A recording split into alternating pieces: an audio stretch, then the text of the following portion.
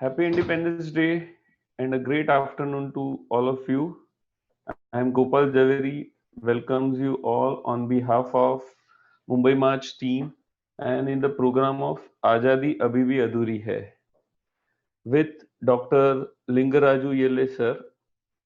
Sir did not require any action in the field of river rejuvenation, but for the formality, we are going with the head. Welcome, sir. Now, Sir is well known for a highly respected geohydrologist of India who is formerly the director in the Karnataka state government for remote sensing application center.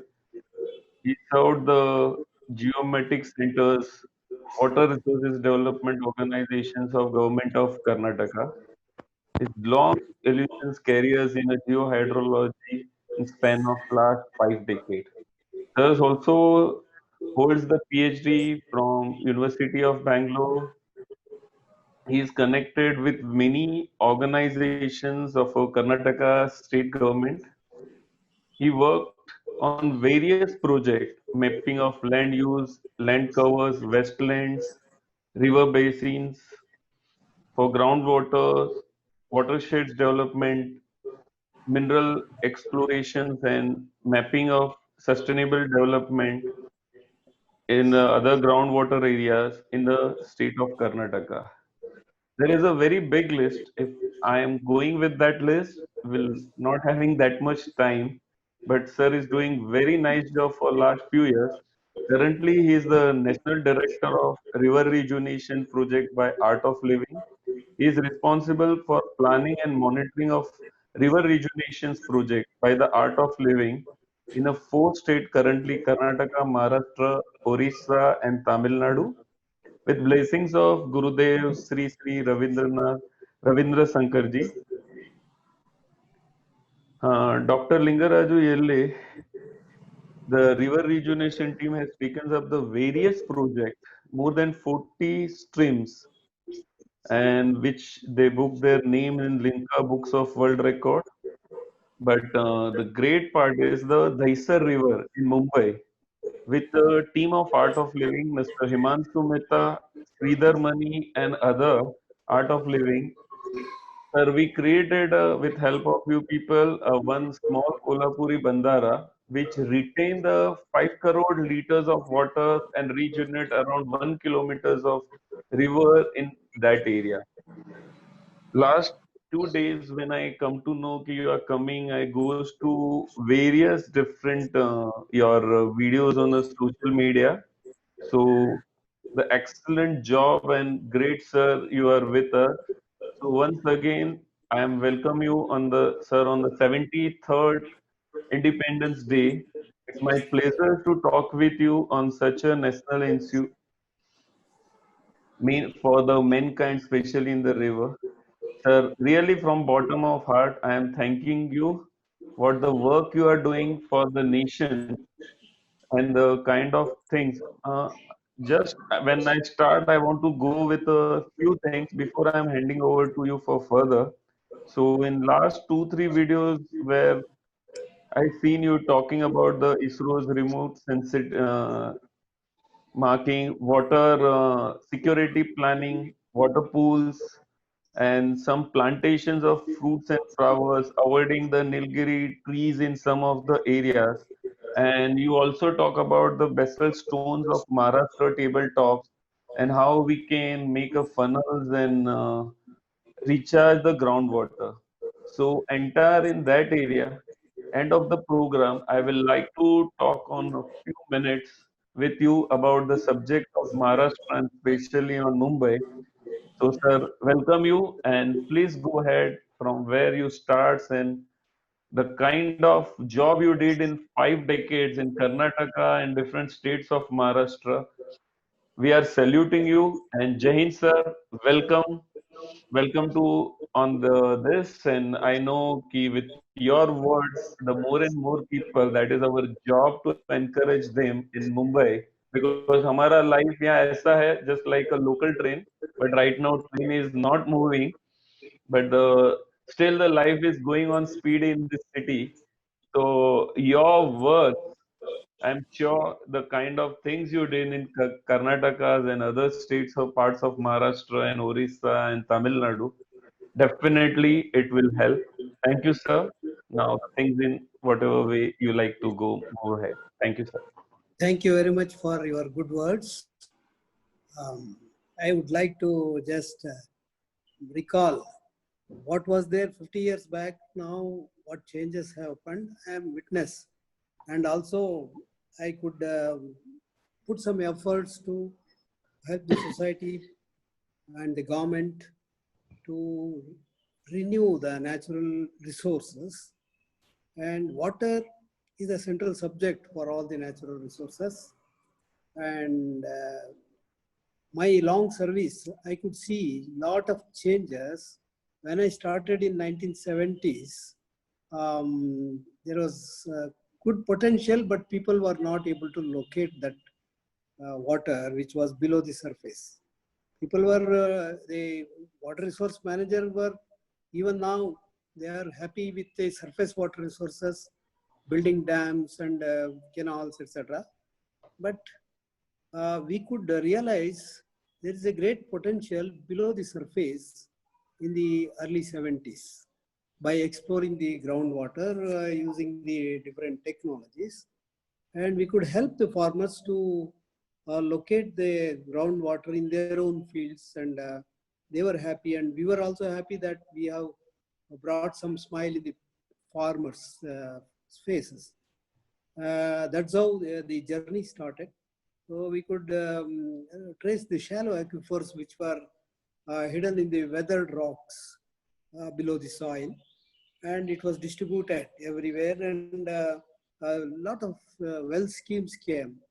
Earlier there was no loan schemes. People used to dig anywhere and fail and getting into debts.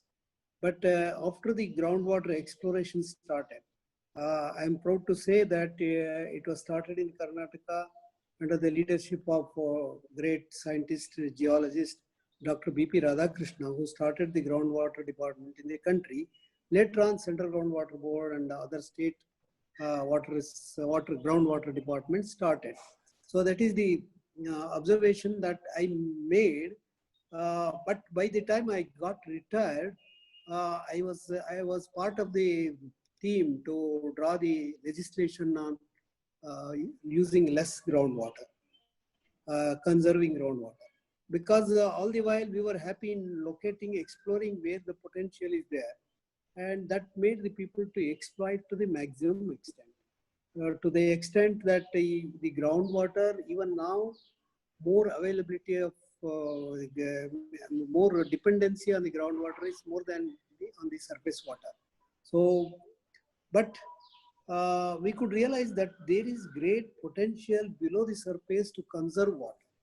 So that is by observing in nature. We have worked in the underground mines and observed the geology, and there are many branches of geology like geomorphology, geophysics.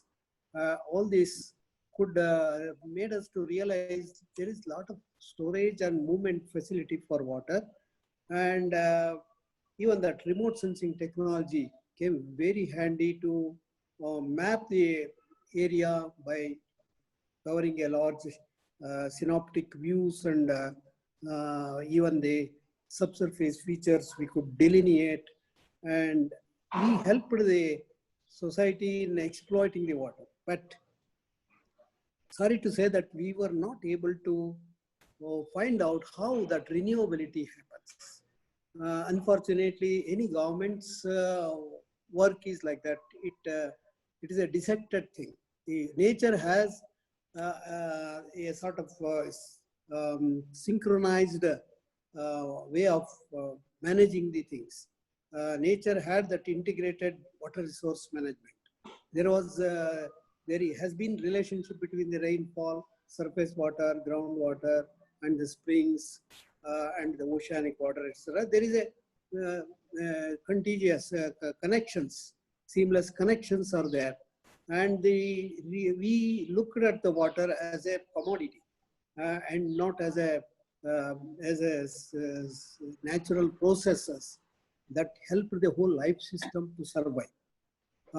That's where I picked up the rejuvenation of the rivers, because rivers then and now, a lot of changes we could see in the 3-4 decades, which were perennial have become semi-perennial, semi-perennial have become dry. And also a little water, whatever is there due to urbanization, we are polluting it.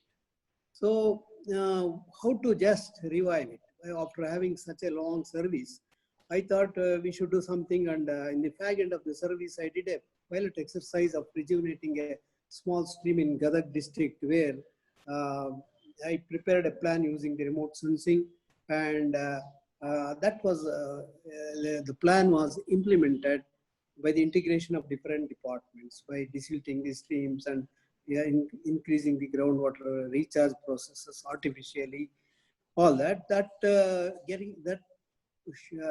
gave me an idea. Why not this can be applied everywhere? But by the time I got retired, and then I was trying to help some NGOs where they were working on the water sector. But these are all the small sectors where they work in a part of the system, the natural system. The nature has the integrity, and there are different components for the water resource renewability. Forest component is there, rainfall component is there, soil component is there, and the subsurface groundwater component is there. These are all linked, and they are cyclic also. Every year, that's why the water resource is called as renewable resource. And this renewability renews the other life system also, by starting from the microbes in the soil to the aquatic and terrestrial and even aerial beings. So this kind of cyclicity they exist in a larger scale, connecting the ocean and the land.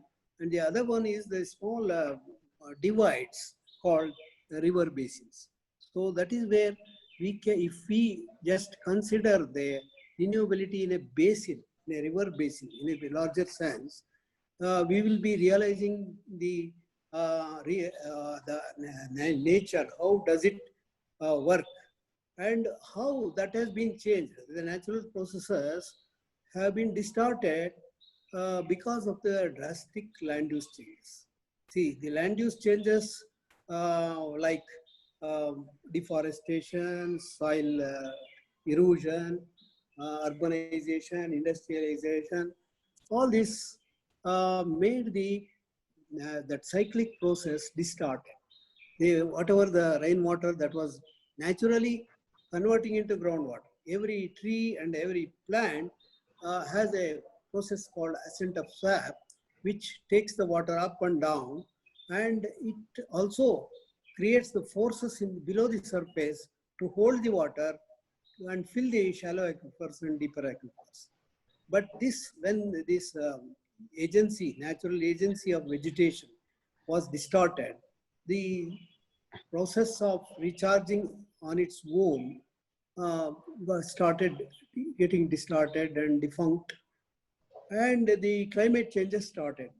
When the natural vegetation, the natural vegetation, not only it recharges the subsurface water, it keeps the climate cool by the evapotranspiration, and it attracts the clouds. So that local cyclicity also distorted, and it happened simultaneously now the entire basin.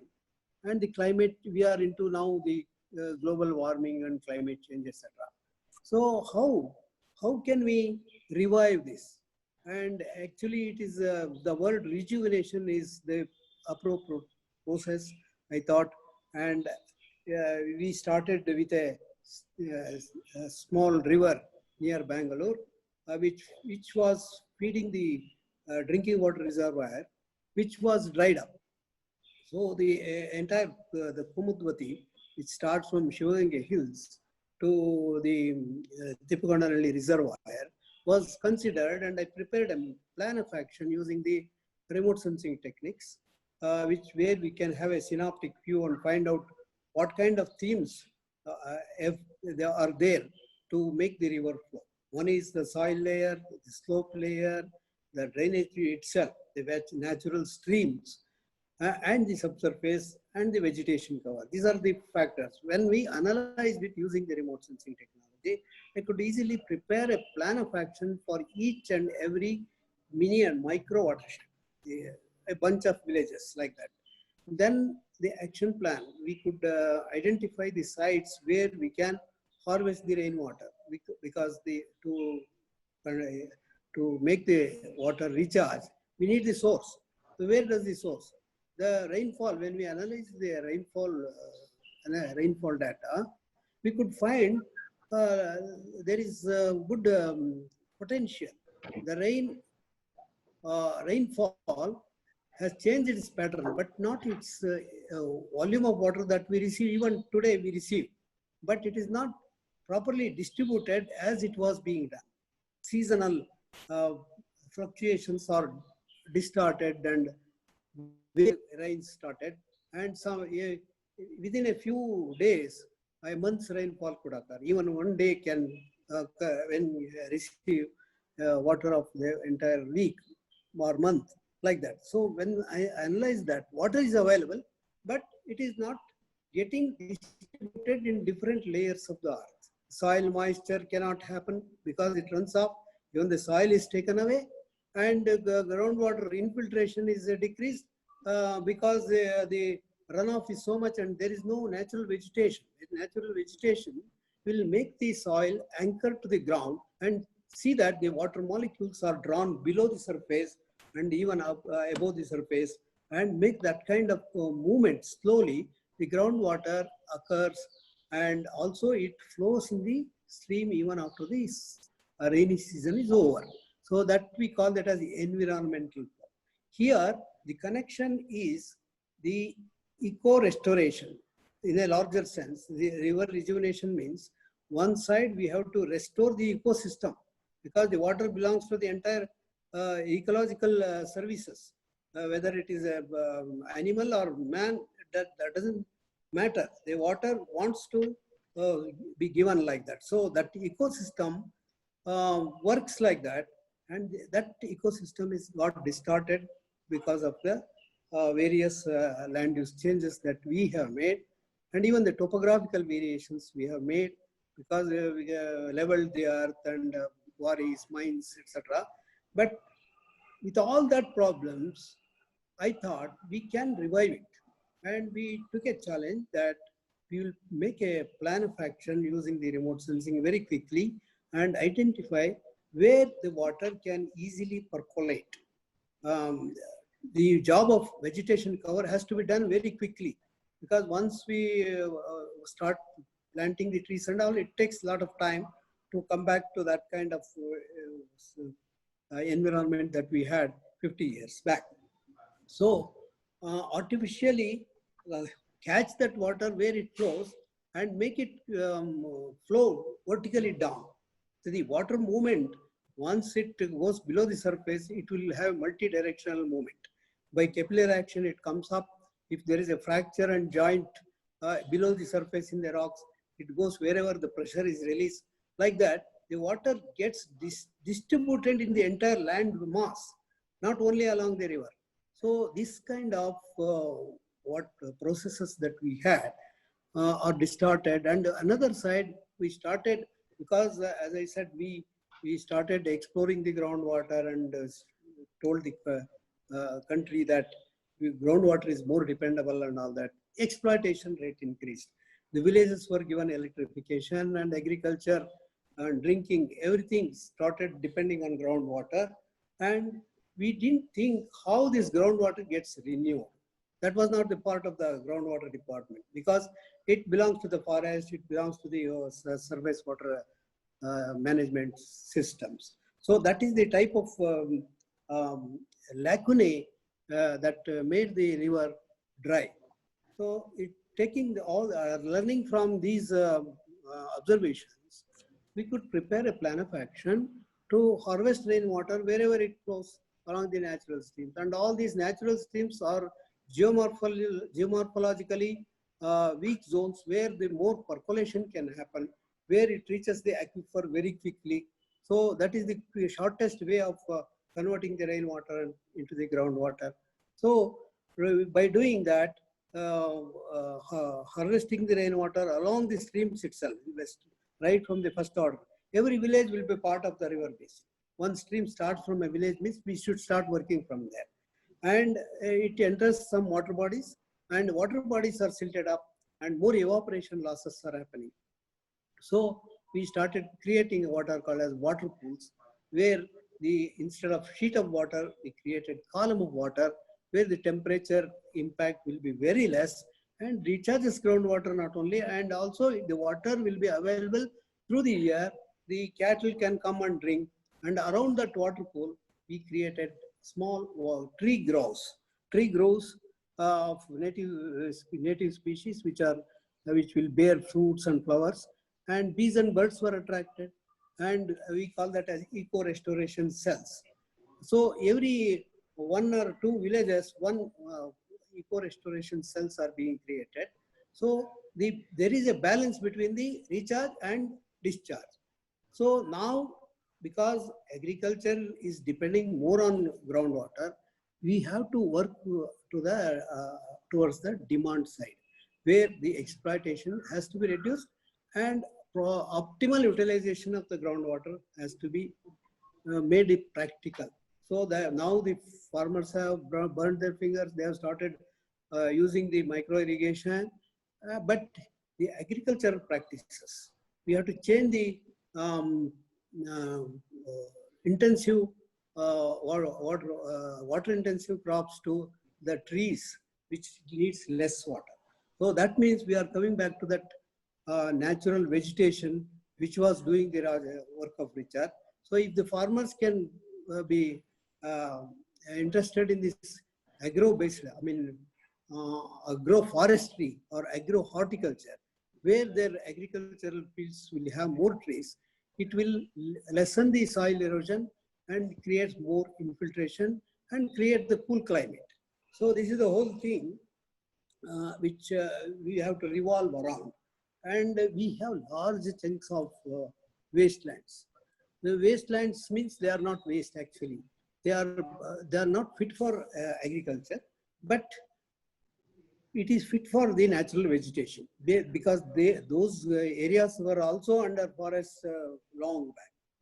So that eco-restoration, I call it, and eco-restoration has to be made in a large areas. What we did near the water bodies was a cells, small cells, but large chunks of wastelands are available on the either side of the bank or the entire basin, river basin.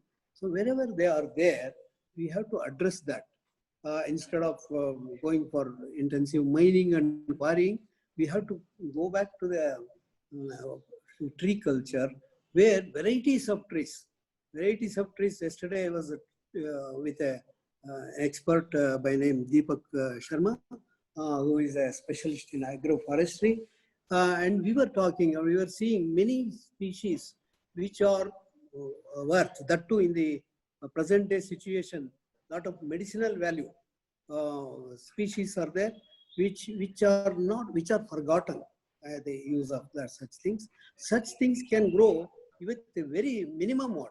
So such species we have to introduce, go back to the history of the vegetation and find out the ecosystem, building up the ecosystem. So when we build up the eco restoration in a large area, we are whatever we are doing, success stories and all that many people are doing is plant some trees somewhere and see that vegetation has come up and take some photos and please enjoy.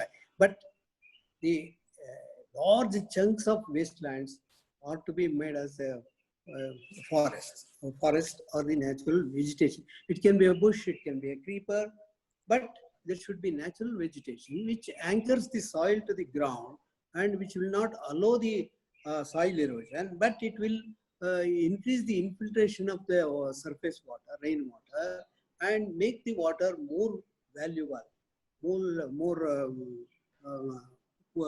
quality wise, very good drinking water because of the medicinal value. And also this the the natural process of infiltration will not only increase the transpiration, but it increases because once the roots draw the water below the surface, there is a big gap in the form of pores in the rocks and formations, geological formations, where we can hold a lot of water.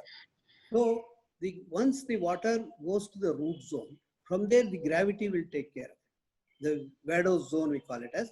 The gravity attracts that water and start filling the fractures or fissures or whatever gaps are there. You might have seen in the hill area, we have the caves, we have the springs.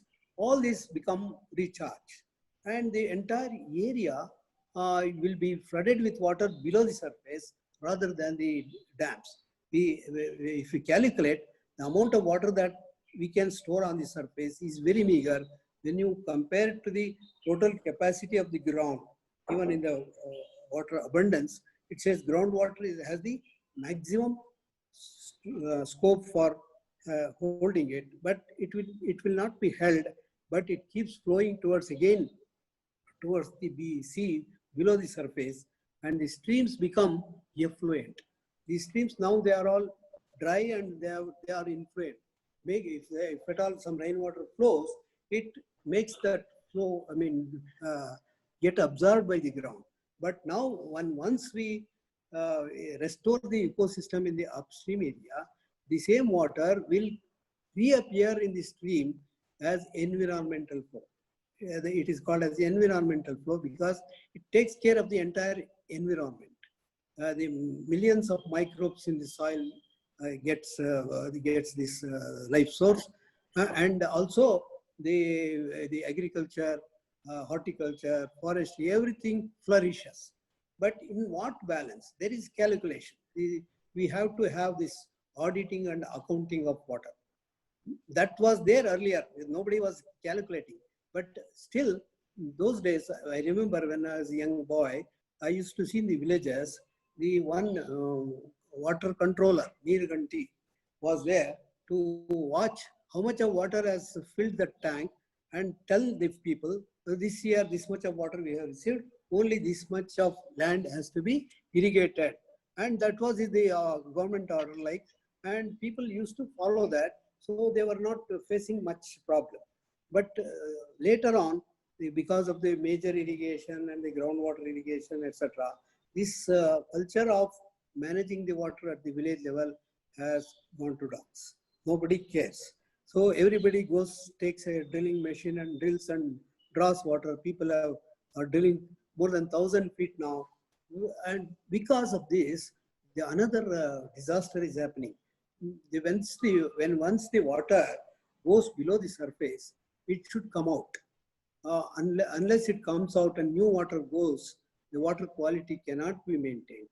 If the water resides for more time, so whatever is fluoride water or whatever mineralized water is there, it is all stored 100 years back was the recharge, and now we are using.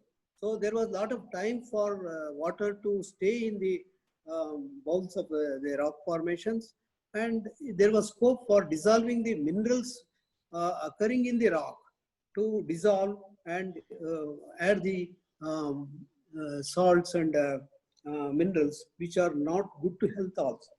So, for example, fluoride, or even in the polluted area we have the nitrates. So once this water keeps flowing out, it should not have much time. Much time means years together. To only if there are some gaps in the rainfall, it is manageable. But not continuously drawing the water, and we are using fossil water. So that is not correct. That has made a lot of disasters now. People are suffering with fluorosis and all that. So there are two types of thing. One is geogenic and another is anthropogenic. Anthropogenic has become more problems, is bringing more problems than the geogenic. Geogenic can be manageable, and if we keep that natural cyclicity intact, it will not have any problem. But because we are creating a gap in the balance, the water balance, whatever this year recharges, it should be used very balanced way. We should get it back in the next rainy season. So that kind of thinking also is not there. And people are happy to explore more and more groundwater using all the techniques, geophysical techniques, remote sensing techniques and all that. More technology, drilling technology is improved and energy efficient pumps are there. So all this one side, though it showed a lot of development, but there was lopside of it where the very nature got disturbed and we are into permanent problems. So to revive this, though it is too late, now it is possible, and we have been able to make it in certain areas like Mudvati Basin, Palar Basin, in Naganadi of Tamil Nadu, where the ladies got together and applied my plan to implement it. And it was a success story. Even Prime Minister told about in his Mann Ki Baat. And Maharashtra, the siltation problem is more. There, it is called, the rock is called basalt, which is the product of the lava flows, and there is more alumina in the soil, which gives rise to the clay. These clays are very small, fine powder, which clings together. When water enters, it cements. It can include water, but it will not permit water to go out. So that kind of siltation in the water bodies and the streams had created a problem of not recharging the groundwater, but exploitation was going on. So we have different layers like lavas of different quality, amygdaloidal basalts, and these porous rock layers were there, which were in bowl beds and that kind of thing, and massive rocks also. So there was in the rocks of Maharashtra, we have the volcanic rocks which have potential to store water and also not to store water. So there is different pressure conditions and the confined and semi-confined conditions where there will be very good water or no water. So to balance it, if the silts are removed in the stream network, it will easily percolate. So such kind of success stories have been made by the Art of Living in many areas of Maharashtra. And as Gopal Bhai was telling, I did an experiment to plan the funneling of water. In the Maharashtra region, we have the tabletop mountains. Here in Karnataka and Tamil Nadu, we have the conical hills, granitic hills, where the water will flow very fast way and distribute in the fractures and joints and the weathered rocks. But in the case of basalts, they are layered rocks of different character, and if we can just, because of there also the vegetation cover will do wonderful things to revive it. But that is there also a lot of deforestation has occurred and more soil formation, I mean clay formations have occurred. And now we can, by shortcut way, we can do some shortcut things like funneling and pouring the water to the lower layers where we can spring the water. So depending on the geodiversity and biodiversity, we have to prepare the plan of action for eco-restoration as well as generate, by the eco-restoration, we can generate the environmental flows. These are the two parts of the river rejuvenation. One is we have to restore the ecosystem, entire ecosystem. Whatever I told so far is only the artificial recharge, or we call it as managed aquifer recharge. In addition to that, we need to restore the ecosystem by conserving the soil, conserving the vegetation cover, and by that the whole even life system. Because even an ant hole created can make the water percolate down. Like that, a lot of biological processes are also there for the groundwater get recharged. So this is a nature-driven renewable process that we had, and because of we think water is there only for the human beings. We don't care destroying a anthill or a uh, life system below the rock. So, considering all this, we being a symbiotic life, we have to care for the nature. So, and many things are being talked in the case of health system. See, we by destroying some life system, the other life system also get affected. So we need to take care of the rejuvenation of rivers, because rivers are the units of management of water. And rivers have different geological, geographical, and the subsurface conditions, which we have to understand by studying it. Well, we have a lot of technologies to understand the nature.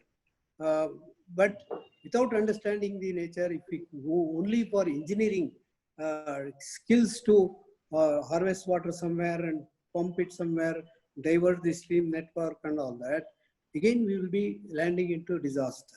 So what I am going to say is, by rejuvenating the river, by understanding, because various people are working on rejuvenation of river, call it as rejuvenation of river, but the entire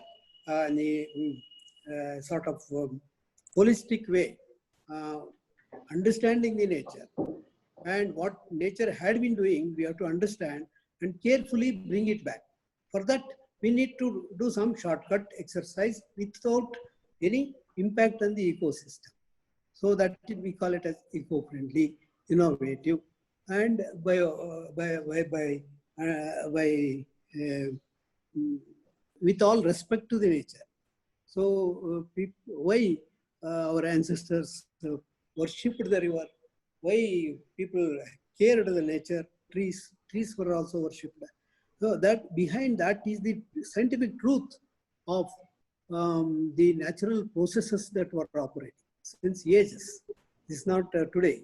Since the earth came into existence, there is an interplay of the atmosphere, hydrosphere, biosphere, and lithosphere. So there is interaction, and that interaction has evolved the life system.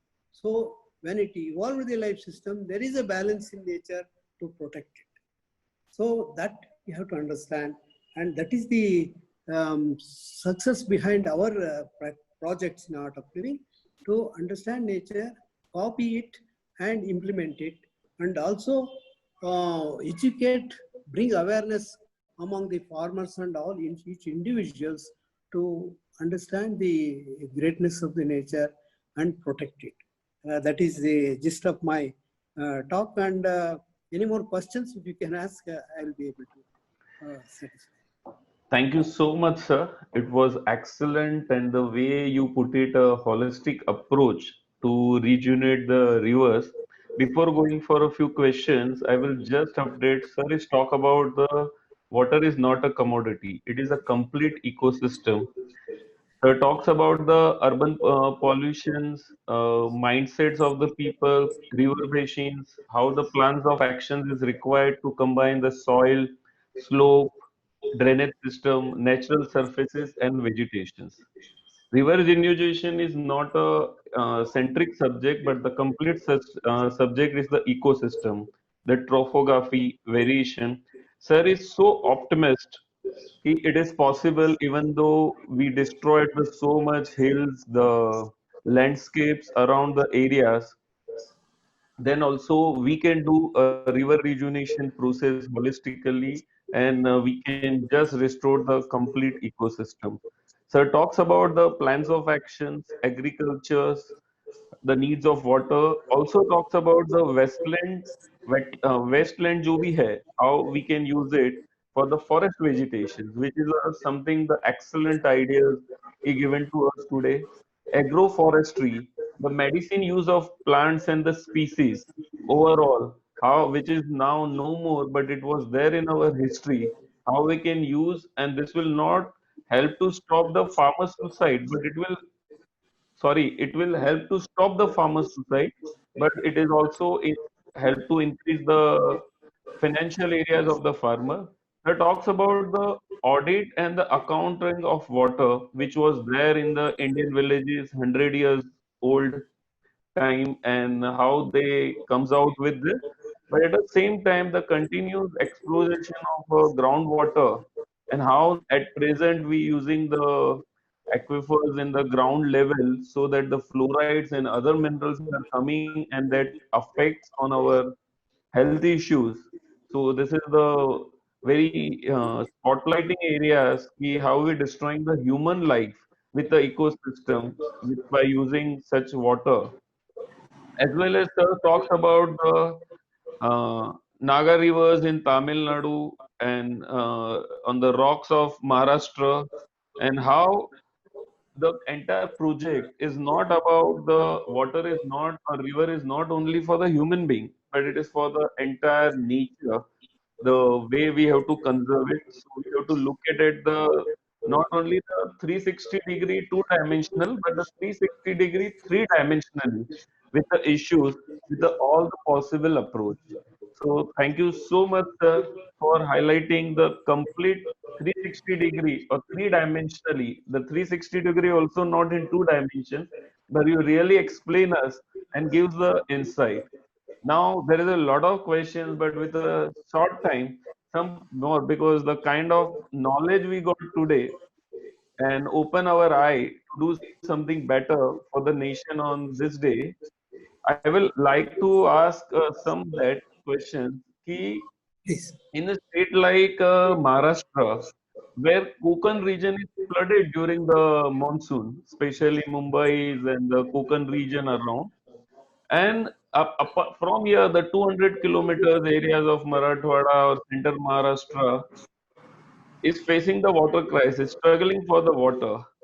So it is possible to take this water to that area. When we talks about taking a gas pipeline from Iran, I'm giving you one example. The Sirdi is the area in Maharashtra where the groundwater level is at 700 feet, but just 70 kilometers toward the west of the city, there is an area called Devlali, where the complete rain takes the road and the highways every year. So we can't able to take this water. As you know, the geology and the type of formations of rocks in Maharashtra, Konkan region to the Marathwada, it is possible to take this water to the center of Maharashtra or to the Marathwada regions or the north of the Maharashtra. Yeah, it's a good question which is bothering us since a long time. Many people ask this, even in Karnataka, a lot of plans for diverting the rivers which are flowing towards west to east. But if we go through the geological literature, these Western Ghats, right from Kerala to the Gujarat, is an uplifted portion. It is a movement of the earth crust and the plate tectonic movements. It has occurred. So many rivers which were flowing towards east have taken turn towards west also. See, if you just trace the drainage map of the rivers which are flowing to west, have taken its origin and traveled to east for some time and then taken turn to the west, like a hairpin curve, either Kali or whatever I have seen. And many rivers are like this. This is called river piracy in the geological history. River piracy, or they call it in different terms, where the river course has changed its direction. But that paleo channels means pre-existed channels are there now, even now, where we can rejuvenate them by with a little interventions of, but this is not natural, but which was existed earlier, we can, with minimum damages, we can do that kind of turning of the because the rainfall towards westward is very high, and the eastern plains it is very less. So the pre-existed paleo channels have to be identified. they are now seen as lineaments. When you see the satellite images, we can see some linear features which was pre-existed, but nobody has done the detailed study on that, how porous they are, and that pre-existed paleochannels have some aquifers along that. If you can recharge those aquifers, naturally the springs will increase its rate of discharge. For example, even the Mahadayi or where the conflicts are happening, there is a way to bring balance in nature by creating what are called as me and my guru, Dr. B.P. Radhakrishnan, we used to discuss this to, instead of diverting or lifting the water, we can create what are called as, create some funnels and tunnels. So create a funnel towards the westward because heavy water runs off to the ocean, and create a small tunnel with an inclination towards east. So the water during the rainy season, lot of rainwater which reaches the sea, a part of it, very small part, we can't bear that kind of flow. If it is turned towards this side, a lot of flood things happen. So if we can, by detailed study, it's not that easy. This is just a concept I'm telling. If we can create small tunnels of 5 kilometer, 10 kilometer like that, with a gentle slope towards east, that will, that has to be, again, we should not take it directly to the canals. We should link it to the natural streams which flow there with less rainfall, but they will take the load. And already we have created the distribution system. We have several dams and all that. So, but there also, we have to convert that surface water into groundwater. If the surface water is converted into the groundwater in the upstream area, the floods are mitigated. Floods are mitigated, but the groundwater recharge keeps going. Even there are major lineaments cutting across the land mass of South Indian peninsular India. That is why many rivers, majority of the rivers are flowing from west to east, and they are parallel. Whether it is Kaveri or Godavari, Mahanadi, all these in a larger horizon, we can see that parallel movement of water from west to east. This is a big, this is a concept-wise, it is wise, but we need to do a lot of subsurface investigation. A lot of geologists are to be involved, and now the technology is so much improved. We have several geophysical techniques, and we have the tracer techniques. All this is there, but understanding the nature, if we do these engineering skills, it will help. Only because we brought some water from somewhere, you just divert it, create a big tunnel or a canal and divert it, the soils may not accept. This interlinking of river that is the problem here. You can bring a lot of Mahanadi water towards south, but that water, if some black cotton soil area is there, it will create some problems also. Salinity will be affected. And so the entire the soil wise, the rock wise, and the within the rocks, the structures of the subsurface rocks like joints, plains, and fault zones. So many things are there. Geotectonic is a big subject. So understanding the anatomy and physiology of the whole land mass, if we can prepare our plans, it is possible to use that water. But my interest is to draw that green carpet towards the plain by increasing the vegetation cover. We have a lot of, in the plains also, we have a lot of hills and valleys, and even the wastelands, so-called wastelands are there. No land is waste, but they are classified as wastelands. Those wastelands are also convertible into the geohydrological system, bring it into the geohydrological system. And luckily, we get rainfall. We get it, but not according to our will and wish, but let it rain anywhere, everywhere, or anywhere, any intensity. We should be able to catch it and put it below the surface layer with the help of the natural vegetation. There is harmony in the movement of water, and we definitely can satisfy the needs of everybody.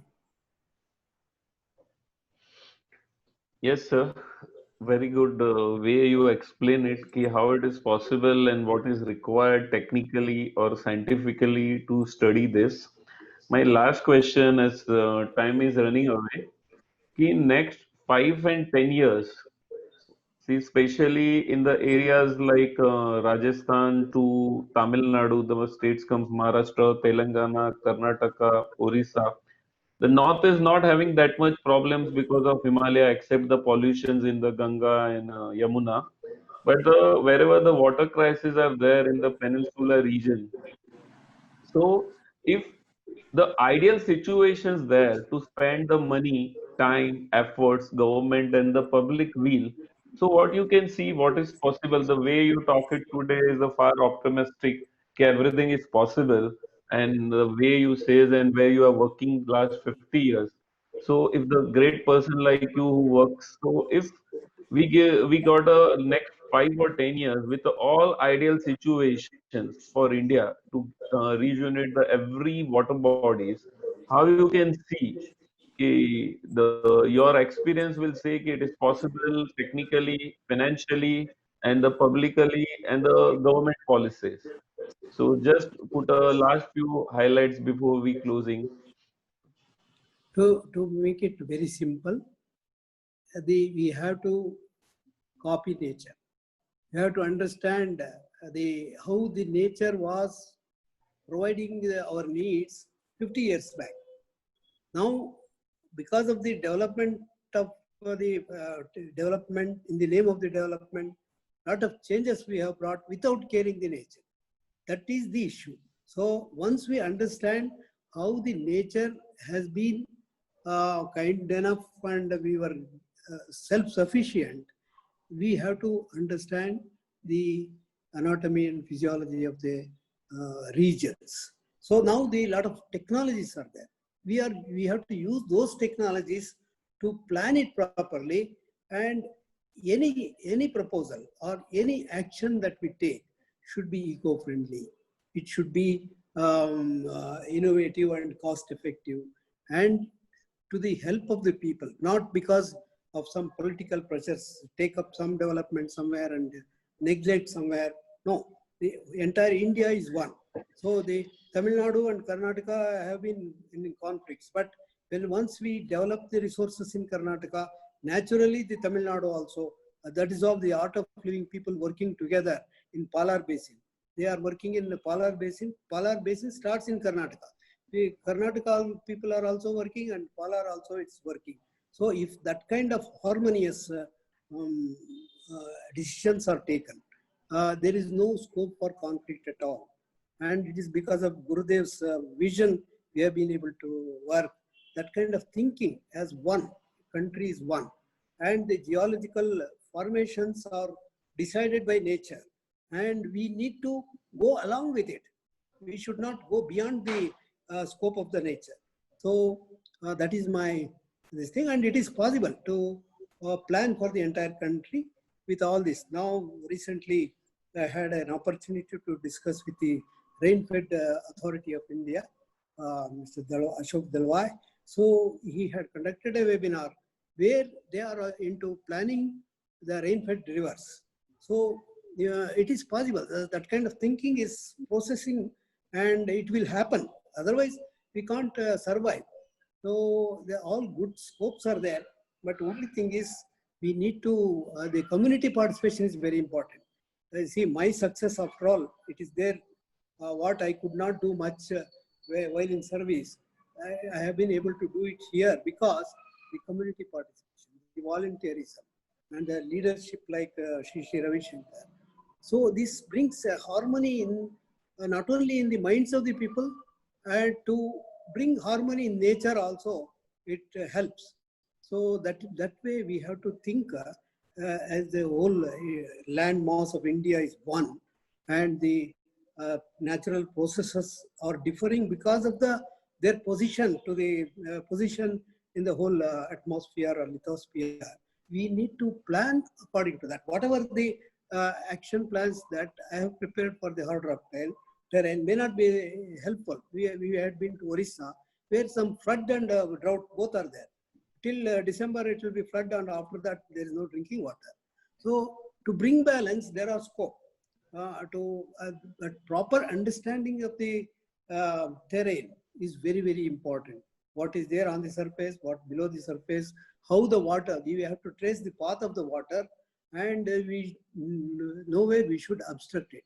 So what is happening is because of the deforestation, infiltration is reducing, so it runs off fast towards the sea.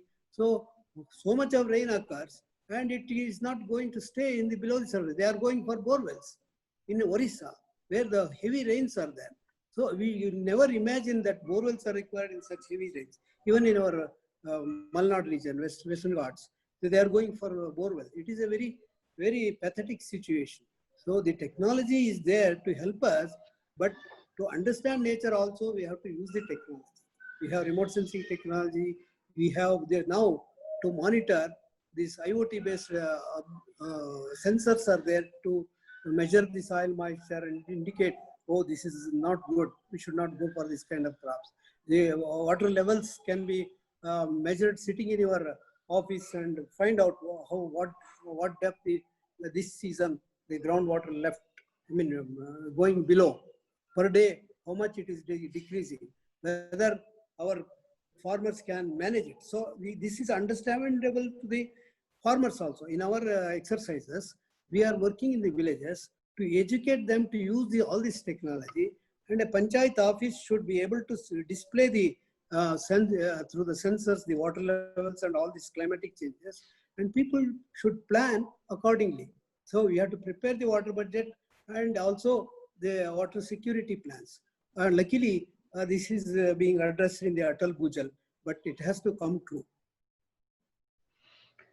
Thank you so much, sir, for your excellent visions, what you given to all of us. The apart of all technical and the eco-biodiversity you talk, but on the day of 15th of August, the two main things you given to us, one is the one nation, one India. So there is no fight for the water. हम सब एक है. The wherever we are in any part of this subcontinental, the entire India is one. So that is the big thing on the 15th of August we are getting from you. And the second thing, कि जो पानी है, that is available. We have to plan somewhere. We have to make it. And the volunteers, especially, I love to say that कि sir told about the volunteeringly कि Swaraj. What we demand on 15th of August before 1947 is Swarajya, the self-control or self-governance. And now people are going away and depends everything on the from the government. But their participation, the people's participation, is very important. Which Sir says today in his 50 years, what he is working with government and with the NGO and with the art of living. So it is very important to come every people, not only on the 15th August, but the entire year you have to devote your some time for the nation, for your community to comes out for this issue. Thank you very much, sir. It's very enlightening sessions with you. This 1 hour we enjoyed the lot. Of course, the technical part is also there. We will benefited on this. And the one more part will definitely take this to the state government, especially the issues what you say, Ski. We can at least study what will happen. Can it possible to transfer the wastewater to the eastern side? But at least the study can do something. And the second part you say that I also feel very important. At least whatever the wetlands are in that area, let's start plantations there, develop the ecosystem and forestry. So holistically, the complete approach can be ready. So thank you so much once again on the 15th of August, and Jai Hind and happy independence to all of you. Thank you so much. It Thank was you. my pleasure. It was my pleasure to share my little knowledge, and it's a great encouragement if the people get together and do this. I am there till I am fit. Thank you. Yes, yes, yes. You will be there, and your blessings and the people whatever we are working for the river of Mumbai's and the surrounding areas. So we'll get your help and we'll be in the touch in the future to enlightenment of the our people, your knowledge, your information, definitely, and we'll go together. Thank you so much, sir. Thank you. Thank you so much. Thank you.